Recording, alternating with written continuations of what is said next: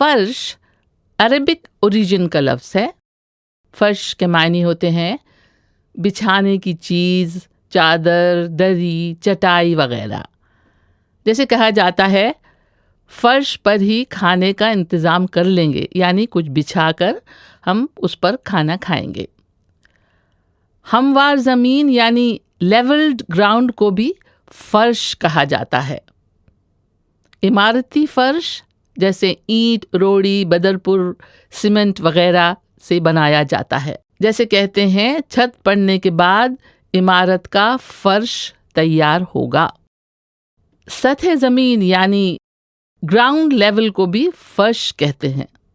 عرش آسمان کو کہتے ہیں اور فرش زمین کو.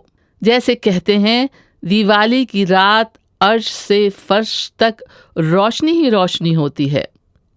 لفظ فرش کے کئی کمپاؤنڈ ورڈز ہیں، جیسے فرش ماتم یعنی وہ فرش جو کسی کے انتقال پر پرسا دینے والوں کے لیے بچھایا جاتا ہے. فرش زمین یا فرش خاک یعنی مٹی کا فرش، خاک کا بستر.